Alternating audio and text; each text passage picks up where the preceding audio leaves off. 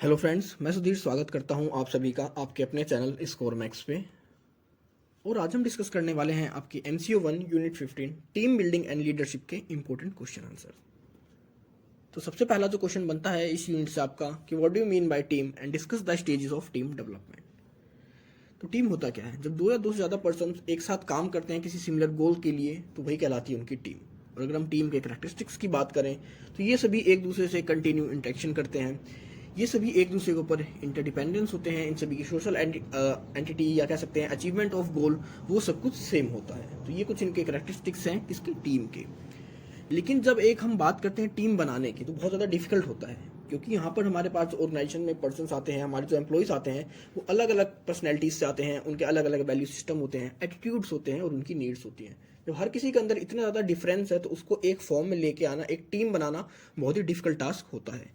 तो यहाँ पर हमारा जो लीडर होता है वो देखता है इस चीज़ को कि किस तरह उन पर्सन्स को एक साथ लाया जा सके, उनकी नीड्स को आपस में कंबाइन किया जा सके। तो अगर हम बात करते हैं कि इसके स्टेजेस की डेवलपमेंट ऑफ टीम की, तो सेम स्टेजेस हैं जो कि आपके ग्रुप में आपकी स्टेजेस थी। सबसे पहली फॉर्मिंग स्टेज होती है। इसमें हम देखते हैं कि अब हमारे जो भी अदर मेंबर्स हैं ग्रुप टीम के, उनको एक्सप्लोर करने की कोशिश करते हैं, उनको समझने की कोशिश करते हैं, क्योंकि पहली स्टेज होती है। आप कहीं भी जाओ तो सबसे पहले आप यही करते हैं कि वहाँ के मेंबर्स को, वहाँ की फैकल्टीज़ को, वहाँ के अपने एम्प्लॉयज़ को, कलीग्स को आप समझने की कोशिश करते हैं कि किसका किस तरह का नेचर है, किसका कैसा एटीट्यूड है, किसकी कैसी पर्सनैलिटी है। दूसरा जो स्टॉर्मिंग होता है, इसमें एक तरह से कह सकते हैं अब हर कोई अपने आप में सोचता है कि हाँ मैं ही इस ग्रुप को लीड करूँ, मैं ही लीडर बनूँ, मैं ही सुपरवाइजर बनूँ। एक तरह से अपने आप को डोमिनेट करने की कोशिश करता है, क्योंकि जब आप किसी भी नए ग्रुप में जाओगे तो वहाँ पर कोई लीडर नहीं होता उस ग्रुप का। तो हर कोई सोचता है कि हाँ मैं ही इस ग्रुप को लीड करूँ, मैं ही इस ग्रुप को इसमें कह सकते हैं जो डोमिनेंट रोल हो मेरा ही हो। नेक्स्ट आता है आपका नॉर्मिंग। अब नॉर्मिंग में होता है कि वो सब देख लेते हैं कि उन सभी को जो काम करना है एक साथ ही करना है। अगर उन सभी के बीच में कॉन्फ्लिक्ट्स होते रहेंगे तो कभी भी वो अपने कॉमन गोल को अचीव नहीं कर पाएंगे। तो तीसरी स्टेज में बात करते हैं कि वो एक दूसरे के साथ कोहेसिव होने की, इंटरकनेक्टिव होने की। मतलब अब एक दूसरे के साथ उनकी जो म्यूचुअल अंडरस्टैंडिंग होती है उसको डेवलप करते हैं, अपने रिलेशनशिप को बेटर बनाते हैं, जिसके थ्रू कि वो एक बैलेंस को स्टैब्लिश कर सकें अपने कॉन्फ्लिक्ट्स को रिमूव करने के लिए। इसके बाद आता है आपका परफॉर्मिंग स्टेज। अब परफॉर्मिंग स्टेज में बात करते हैं कि अब उनका जो गोल होता है उस गोल को अचीव करने के लिए वर्क करते हैं, काम करते हैं, अपना पूरा एफर्ट लगाते हैं, जिसके थ्रू कि उस टीम के जो कॉमन गोल्स थे उनको अचीव किया जा सके। इसके बाद आपकी जो लास्ट स्टेज आती है एडजॉर्निंग। अब एडजॉर्निंग में क्या होता है कि अब आपका जो गोल था वो तो पूरा हो गया। अब हो सकता है गोल पूरा होने के बाद आपकी जो टीम है वो फिर से स्प्लिट हो जाए एज इंडिविजुअल मेंबर्स में, या फिर वो टीम आगे के लिए भी वहीं पर कंटिन्यू बनी रहे। तो ये आपकी एडजर्निंग की स्टेज होती है लास्ट। इसमें होता है कई बार आपकी जो टीम होती है वो कंप्लीटली ब्रेक हो जाती है, या फिर वो कंटिन्यू उसी तरह बनी रहती है जिस तरह उन्होंने अपने पिछले गोल्स को अचीव करा। तो ये हमारी स्टेजेस थी टीम डेवलपमेंट की। नेक्स्ट है what is team building. Explain various approaches of team building. Do you think that these approaches are helpful in the process of team building. तो सबसे पहले हम बात करेंगे टीम बिल्डिंग होता क्या है। Team building means to shape the team for smooth functioning of an organisation. कि किसी भी टीम को इस तरह बिल्ड करना कि वो उस ऑर्गेनाइजेशन के अंदर स्मूथली काम कर सके, अपने गोल्स को अचीव कर सके, एक दूसरे के साथ इजिली इंटरेक्शन कर सके। मतलब जो टीम की फंक्शनिंग होती है, जो उसका बिहेवियर होता है वो स्मूथली चल सके, स्मूथ फंक्शन कर सके, उसी को हम क्या कहते हैं? Team building. Stephen and Mary have defined team building as any formal intervention that is directed towards civilizing the development and functioning of a teamwork। तो अगर हम स्टीवन और मैरी के अकॉर्डिंग बात करें तो उन्होंने कहा था कि हमारा जो टीम बिल्डिंग है क्या है, उस तरह से फॉर्मल इंटरवेंशन है जिसके थ्रू कि किसी भी टीम के किस तरह उसके अंदर फंक्शन किए जाने हैं, किस तरह उसका डेवलपमेंट किया जाएगा, या किस तरह उस टीम का वर्क होएगा, उन सभी की तरफ जो एक कह सकते हैं इंटरवेंशन होता है, उसी को उन्होंने टीम बिल्डिंग कहा। The process of team building endeavors on the enhancing of efficiency of a team। अब जो टीम बिल्डिंग होती है एक तरह से प्रोसेस भी कह सकते हो आप, जो कि किसी भी टीम की एफिशिएंसी को इंक्रीज करती है या उसको अच्छा बनाती है। इसकी अप्रोचेस की अगर हम बात करें, अप्रोचेस फॉर टीम बिल्डिंग, तो हमारे पास यहाँ पर कुछ अप्रोचेस हैं। तो सबसे पहली जो अप्रोच है द जोहरी विंडो अप्रोच। अगर हम इसके अंदर हम बात करते हैं तो इसके अंदर हम देखते हैं कि हमारे जो भी मेंबर्स होते हैं वो अपनी फीलिंग्स को, अपने ओपिनियंस को, या कह सकते हैं अपने रिएक्शंस को, फीडबैक्स को शेयर करने की कोशिश करते हैं, एक्सप्रेस करने की कोशिश करते हैं अपने अदर टीम मेंबर्स को।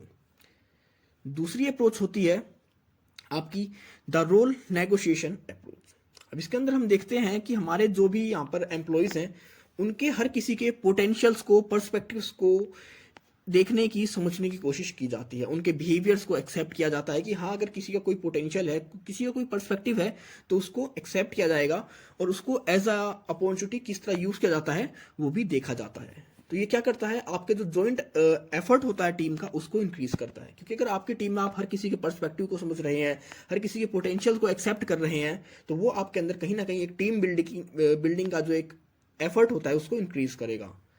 तीसरा है आपका द टीम रोल्स अप्रोच। अगर इसके अंदर हम देखेंगे, तो इसमें हम देखते हैं कि किसी भी ग्रुप के अंदर, किसी भी टीम के अंदर जो भी पर्सन हैं, उनके कुछ ना कुछ पॉजिटिव रोल्स होते हैं। तो अब हम मानते हैं यहाँ पर कि जिसके भी जो भी पॉजिटिव रोल्स हैं, वो अपने उन सभी पॉजिटिव रोल्स को कंप्लीटली फिल करे, उनको पूरा करे, उनको कंफर्म करे, उनको कह सकते हैं परफॉर्म करे। नेक्स्ट आपका द बिहेवियर मॉडिफिकेशन अप्रोच। अगर बिहेवियरल मॉडिफिकेशन अप्रोच के अंदर हम बात करें, this approach spotlights on the group members behaviour towards the team. अब इसके अंदर जो भी हमारे ग्रुप मेंबर्स हैं, उनके जो भी बिहेवियर हैं, उसको मॉडिफाई किया जाता है, उसको कैसे कह सकते हैं, टीम की तरफ कन्वर्ट किया जाता है, टीम की तरफ कह सकते हैं डाइवर्ट किया जाता है। इसमें हमारे जो भी इंडिविजुअल्स हैं, उन सभी का अलग अलग बिहेवियर होते हैं। किस तरह उस बिहेवियर को उस टीम के अंदर बिल्ड किया जाए, या उस बिहेवियर का यूज कर कर किसी टीम को प्रेजेंट किया जाए। तो इसमें ये देखा जाता है कि अलग अलग पर्सन के बिहेवियर से हम किस तरह किसी एक टीम को बिल्ड कर सकते हैं। नेक्स्ट आपका द सिमुलेशन अप्रोच। अगर इस अप्रोच की बात करें, in this approach a simulated team is shaped where members act together, discuss, deliberate and learn from other members behaviour. तो इसके अंदर हम देखते हैं कि हमारे जो भी मेंबर्स हैं, वो एक दूसरे के साथ रहते हैं, एक दूसरे के साथ डिस्कस करते हैं, और एक दूसरे के साथ रहकर ही कुछ ना कुछ सीखते हैं। क्योंकि जब आपकी जो कंपनी है, उसका इफेक्ट आपके ऊपर जरूर दिखेगा। आप किसी के साथ रहो, हो सकता है आपको सब कुछ आता हो, लेकिन जरूरी नहीं कि आपको हर चीज आती हो। तो इसके अंदर हम देखते हैं कि जब हम टीम बिल्डिंग करते हैं, तो दूसरे के साथ भी हम कुछ ना कुछ हमें सीखने को मिलता है, जो कि एक नीड है हमारी टीम के। क्योंकि हमें कंटिन्यूअस लर्निंग करती रहनी चाहिए, हमें हरदम कुछ ना कुछ डिस्कवर करना चाहिए, जिसके थ्रू कि हम अपने आप को और एफिशिएंट बना सके। इसके बाद आता है आपका द एक्शन रिसर्च अप्रोच। अब इसके अंदर हम बात करेंगे the entire range of behaviour in analysed and assessed. The investigator interact with the team members and evaluate their behaviour. The effort is prepared to discover the most suitable behaviour of the team. अब जैसे कि आपने इस approach का नाम ही देखा, action research approach. अब इसके अंदर देखते हैं कि हर टीम के बिहेवियर को अब एनालाइज किया जाता है, उसके ऊपर रिसर्च की जाती है, उसको इवेल्युएट किया जाता है, और देखा जाता है किस टीम का, किस पर्सन का जो बिहेवियर है वो परफेक्ट है उस टीम के लिए, या उस टीम का कौन सा बिहेवियर है जो सबसे सूटेबल है उस ऑर्गेनाइजेशन के लिए। और आपका जो लास्ट है the appreciative inquiry approach. This approach spotlights on the recognition of the positive character in the team members. This attempt is made to channelize these positive qualities towards the accomplishment of the team goal. अब इससे ऊपर हमने क्या कहा था, हम team की बात करते हैं कि किसी टीम के अंदर कौन सा सूटेबल बिहेवियर है। इसके अंदर हम बात करेंगे एप्रिसिएटिव इंक्वायरी अप्रोच। इसके अंदर हम उस टीम के एक एक इंडिविजुअल्स के पॉजिटिव करेक्टर्स को रिकॉग्नाइज करते हैं, देखते हैं कि उसका जो पॉजिटिव करेक्टर्स है वो कैसा है, उसकी जो पॉजिटिव क्वालिटीज है वो कैसी है, और उनका हम किस तरह यूज कर सकते हैं अपने ऑर्गेनाइजेशन के गोल को अचीव करने में। तो ये हमारे पास कुछ अप्रोचेस थी। नेक्स्ट आपका what is team effectiveness, discuss various elements of team effectiveness. अगर हम टीम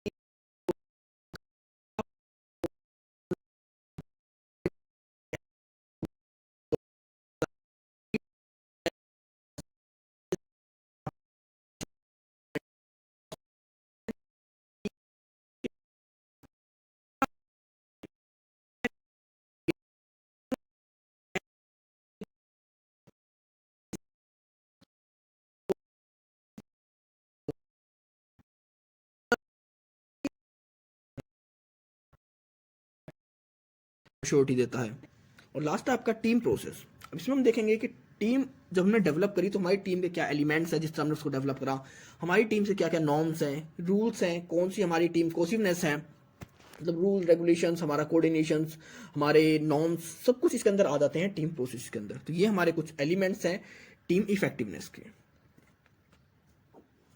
नेक्स्ट है what is leadership, explain theories of leadership. Leadership क्या होती है, उसकी कौन कौन सी थ्योरीज हैं, उन्हें हमें एक्सप्लेन करना है। तो अगर लीडरशिप की बात करें तो leadership is a process of influence groups activities towards the achievement of certain goals, कि किस तरह हम अलग अलग इंडिविजुअल्स को इन्फ्लुएंस करते हैं कि गोल्स की तरफ वो अपना 100% दें, या उनको इन्फ्लुएंस किया जाए, एनकरेज किया जाए कि जिसके थ्रू कि उस गोल्स को अचीव किया जा सके। तो वही कहलाता है हमारा लीडरशिप। एक तरह से लीडरशिप के अंदर क्या करते हैं हम कि हम अपने इंडिविजुअल्स को, अपने ग्रुप्स को, टीम्स को एनकरेज करते हैं कि वो हमारे जो भी गोल्स हैं उनको अचीव करें। The leader can be described as a person in a group who has a capability of influencing the group of work willingly. A good and ideal leader guides the directs other peoples and provides purposes and directs to their efforts. A good leader क्या होता है, एक अच्छा leader क्या होता है, मतलब अच्छा लीडर वो होता है जो कि लोगों को कैसे इन्फ्लुएंस कर सके, उनको जो भी कैपेबिलिटीज है उनको बिल्ड कर सके, कि जिसके थ्रू कि वो अपना 100% या वो एनकरेज रहे, मोटिवेट रहे हरदम अपने ऑर्गेनाइजेशन के गोल्स को पूरा करने के लिए। अब मैनेजर जो भी होता है किसी भी ऑर्गेनाइजेशन का, उसका काम क्या होता है कि अपने सबॉर्डिनेट्स को, अपने जूनियर्स को गाइड करना, लीड करना, जिसके थ्रू कि अपने वो गोल्स को पूरा कर सके।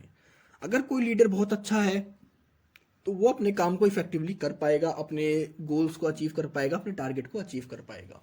लेकिन अगर वहाँ पर कोई आपका लीडर अच्छा नहीं है तो जितनी प्रोसेस होती है आपकी मैनेजमेंट की, चाहे हम प्लानिंग की बात करें, ऑर्गेनाइजेशन की बात करें, कोऑर्डिनेटिंग की बात करें, कंट्रोलिंग की बात करें, तो किसी भी एक्टिविटी को, या आप कम्युनिकेशन की बात करें तो किसी भी एक्टिविटी को सक्सेसफुली कंप्लीट नहीं कर पाएगा। तो जो भी लीड कह सकते हैं हमारे जो मैनेजर्स होते हैं उनके अंदर एक लीडरशिप होना कंपलसरी है, जरूरी है, तभी हमारे ऑर्गेनाइजेशन गोल्स को पूरा कर पाएंगे। तो अगर हम थ्योरीज की बात करें, हमारे पास दो तरह की थ्योरीज हैं, trait theory and behavioural theory. अगर ट्रेट थ्योरी की बात करें, ये हमारी अर्लीस्ट थ्योरी है, that is based on the distinction between the personal qualities and trait of successful leaders. The trait theory suggests a list of personalities, trait और characteristics that are essentials in a person for success in a leader. तो trait theory के अंदर हम बात करते हैं, इसमें individuals के कुछ traits की बात करी गई है, कुछ क्वालिटीज की बात करी है जो कि एक लीडर के अंदर होनी ही चाहिए। अगर लीडर्स के अंदर ये सारी क्वालिटीज हैं, ये सारे ट्रेट्स हैं, तो वो एक सक्सेसफुल लीडर बन सकता है। वो अपने जो भी एम्प्लॉयज हैं उनको इजिली इन्फ्लुएंस कर सकता है टुवार्ड्स टू गोल। लेकिन अगर ये उसके पास कह सकते हैं ट्रेट्स नहीं है, या ये उसके पास कैरेक्टरिस्टिक्स नहीं है, ये उसके पास क्वालिटीज नहीं है, तो वो कभी भी एक सक्सेसफुल लीडर नहीं बन सकता।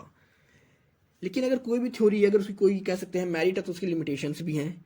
ये थ्योरी हर जगह एक्सेप्टेबल नहीं है, क्योंकि हमारे पास ऐसे कई सारे एक्सेप्शंस हैं जिन लीडर्स के पास वर्ल्ड इंटरनेशनल लेवल पे काफ़ी ऐसे लीडर्स हैं जिनके पास कुछ इनके हिसाब से इन्होंने जो भी क्वालिटीज़ गिनाई है, जैसे कि आपका इंटेलिजेंस, ऑनेस्ट, स्ट्रांगली बिल्ट, मतलब कुछ ऐसे इन्होंने, या कह सकते हैं मेंटली नेचर, कुछ ऐसी बात करी इन्होंने ट्रेड्स की, क्वालिटीज़ की, जो कि उन लीडर्स के अंदर नहीं है, लेकिन वो अपने आप में एक बहुत सक्सेसफुल लीडर हैं।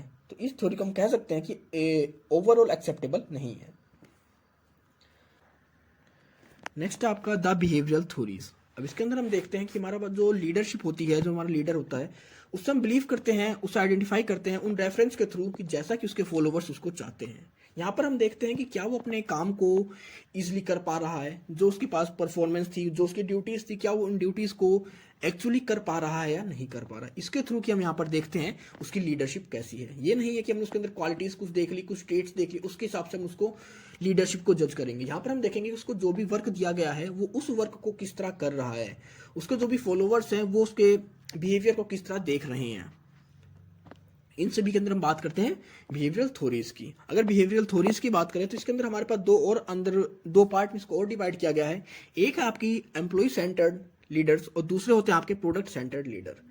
अगर हम बात करें एम्प्लॉय सेंटर्ड लीडर्स की, तो एम्प्लॉय सेंटर्ड लीडर वो होते हैं जो कि अपने कह सकते हैं सबॉर्डिनेट्स को as a human being, as a concern करते हैं वेल बीइंग के लिए। अगर आप अपने सबॉर्डिनेट्स के साथ अच्छा व्यवहार करोगे, उन्हें अपने हर गोल सेटिंग्स के अंदर इंक्लूड करोगे, उनके सजेशंस लोगे, अपने डिसीजंस के अंदर उनको इंक्लूड करोगे, तो कहीं ना कहीं उनके साथ आपका जो रिलेशनशिप है बहुत ही अच्छा हो जाएगा।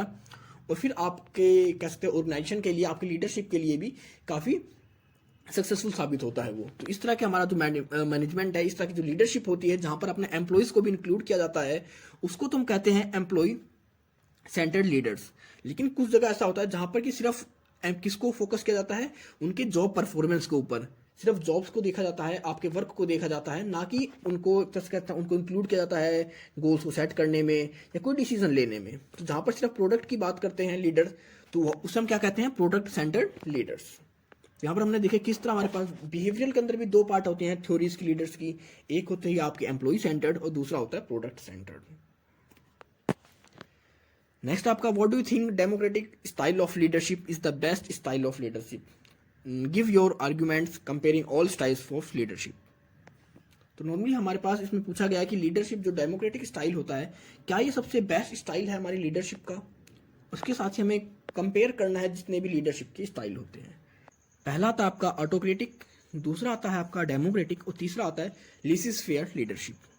तो अगर हम पहले की बात करें ऑटोक्रेटिक की, तो जैसा कि आप डायग्राम में देख पा रहे हैं, आपका जो लीडर होता है, आपकी जो लीडरशिप का मेन पर्सन होता है, लीडर एकदम सेंटर में होता है किसी भी ऑर्गेनाइजेशन के।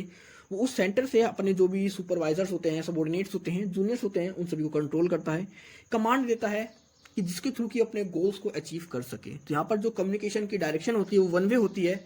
यहाँ पर ये नहीं है कि अगर उसने कोई काम हमारे सबॉर्डिनेट्स को दिया है, अपने सबॉर्डिनेट्स को, अपने जूनियर्स को, अपने सुपरवाइजर्स को, तो वो उसके अंदर उससे रिवर्सली क्वेश्चंस कर सके या कुछ भी उससे पूछ सके। मतलब यहाँ पर जो भी डिसीजन होएगा, जो भी कंट्रोल होएगा, सारा का सारा लीडरशिप के या लीडर के थ्रू किया जाता है।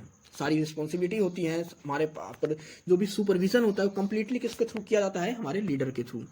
दूसरा होता है डेमोक्रेटिक और पार्टिसिपेटिव स्टाइल। अगर डेमोक्रेटिव की बात करें तो हमारा जो लीडर होता है वो एक तरह से सेंटर में तो होता है ऑर्गेनाइजेशन के, लेकिन हमारे जितने भी सुपरवाइजर्स हैं, जितने भी सबॉर्डिनेट्स हैं, वो सभी एक तरह से डेमोक्रेटिक वे में काम करते हैं। अगर कोई डिसीजन लेना है तो वहाँ पर हमारा जो कह सकते हैं लीडर है या हमारे जो भी सबॉर्डिनेट्स हैं वो आपस में एक दूसरे के साथ इंटरेक्ट करेंगे, बात करेंगे, डिस्कस करेंगे, उसके बाद ही किसी डिसीजन को लेंगे। अगर उन्हें कोई गोल सेट करना है तो उस गोल को सेट करने के लिए भी वो आपस में इंटरेक्शन करेंगे, मीटिंग करेंगे, डिस्कशन करेंगे, एक दूसरे के सजेशंस लेंगे, उसके बाद ही उन गोल्स को एक तरह से डिसाइड किया जाता है। मतलब यहाँ पर जो कम्युनिकेशन होता है वो भी हमारा टू वे होता है।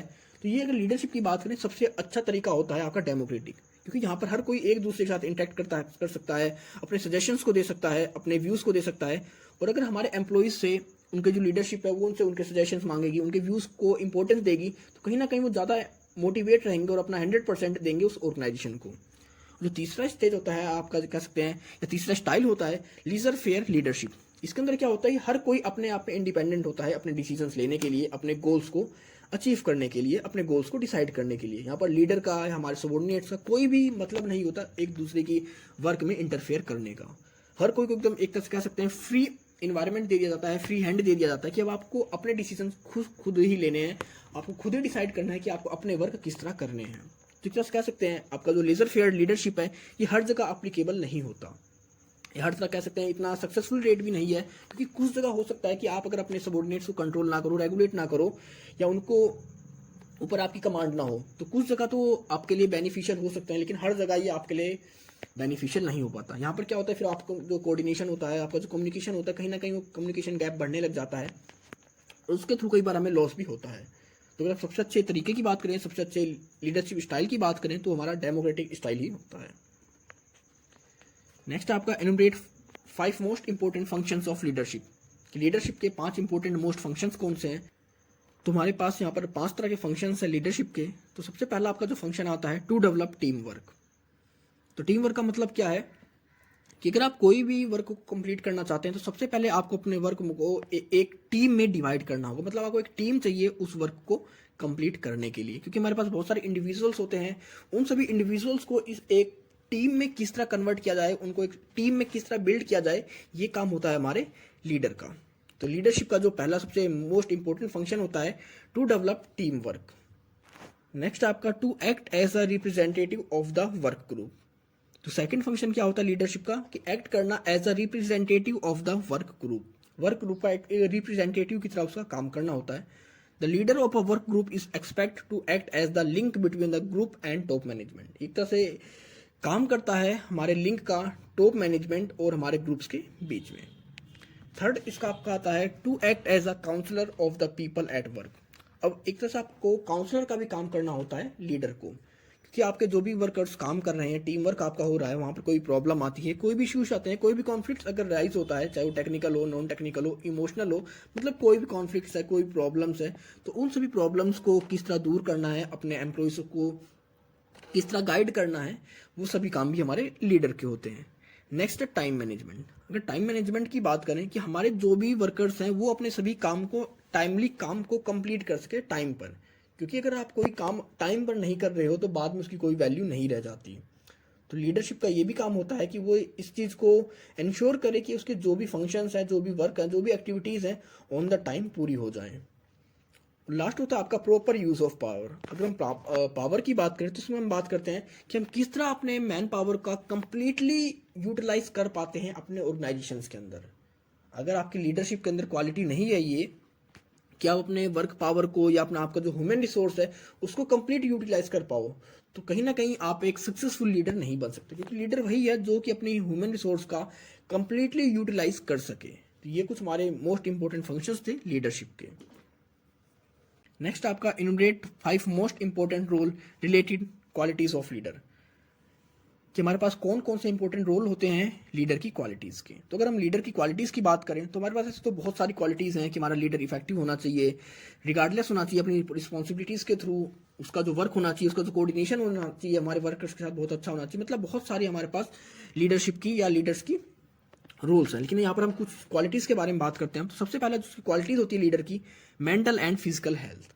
हमारा जो लीडर होता है उसकी मेंटल हेल्थ और फिजिकल हेल्थ दोनों ही एक अच्छी कंडीशन में होनी चाहिए, जिसके थ्रू कि वो अपने स्टेमिना को बिल्ड कर सके और अपनी जो भी लीडरशिप है उसका जो भी प्रेशर है उसको कंट्रोल कर सके। क्योंकि अगर वो मेंटली और फिजिकली स्ट्रांग नहीं होगा तो उसका जो प्रेशर होता है लीडरशिप का, कहीं ना कहीं उसको इतना बैलेंस नहीं कर पाएगा, जिसके थ्रू कि अपने वर्कलोड की वजह से वो अपनी सक्सेस रेट को कंटिन्यू नहीं रख पाएगा या उसका जो हेल्थ है वो ठीक नहीं रह पाएगी।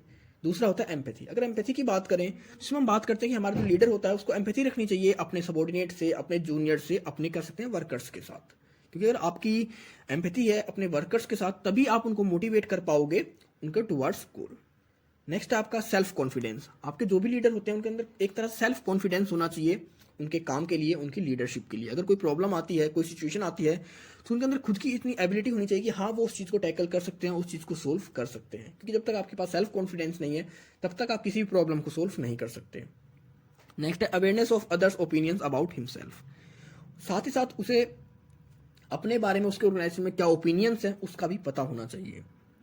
क्योंकि अगर आपको अपने बारे में जो भी ओपिनियंस ऑर्गेनाइजेशन के अंदर उनके बारे में नहीं पता तो आप एक कह सकते हैं जो इफेक्टिव लीडर होता है वो नहीं बन सकते। क्योंकि आपकी जो ओपिनियंस होती हैं आपके बारे में कहीं ना कहीं वो आपको हेल्प करती हैं एक सक्सेसफुल लीडर बनने में। अगर आपके बारे में कोई बहुत अच्छी ओपिनियन सबकी बन रही है तो मतलब हाँ आप एक अच्छे लीडर है। लेकिन अगर आपकी किसी एक क्वालिटी के बारे में, किसी भी एक आपके एक्टिविटीज़ के बारे में, पर्सनैलिटी के बारे में, एटीट्यूड के बारे में बहुत ज़्यादा कह सकते हैं एक नेगेटिव ओपिनियन है पूरे ऑर्गेनाइजेशन के अंदर, तो आपको नीड होती है वहाँ पर उस चीज़ को इम्प्रूव करने की। वो तभी पता लगेगी जब आपको ऑर्गेनाइजेशन के जितने मेंबर्स हैं उन सभी का आपके बारे में क्या ओपिनियन है उससे आप अवेयर रहो। नेक्स्ट है नॉलेज एंड इंटेलिजेंस। अब नॉलेज एंड इंटेलिजेंस तो होनी ही चाहिए, क्योंकि अगर आपके पास ये दोनों चीज़ नहीं है, अगर नॉलेज की बात करें, इंटेलिजेंस की बात करें, चाहे हमारे पास टेक्निकल नॉलेज हो, चाहे प्रोफेशनल हमारे पास नॉलेज हो, या हमारे पास ओवरऑल किसी भी तरह की नॉलेज और हमारे पास कह सकते हैं इंटेलिजेंस हो, जब तक ये दोनों चीज़ हमारे पास नहीं होएगी तब तक हम एक इफेक्टिवली अपने वर्क को कंप्लीट नहीं कर पाएंगे या हम एक इफेक्टिव लीडर नहीं बन पाएंगे। तो ये मोस्ट इंपॉर्टेंट रोल होते हैं। या बात करें हम क्वालिटीज़ की बात करते हैं कि इस लीडर के अंदर ये क्वालिटीज़ होनी चाहिए। तो ये यूनिट आपकी ख़त्म होती है। आई होप आपको सब कुछ समझ में आ गया होगा। अगर आपको कोई इशू है, कोई डाउट है तो आप कमेंट सेक्शन में कमेंट करके पूछ सकते हैं, नहीं तो आप मुझे मेरे इंस्टाग्राम अकाउंट पर भी फॉलो कर सकते हैं। तो मिलते हैं जल्दी एक नई वीडियो के साथ, तब तक के लिए take care, good bye friends.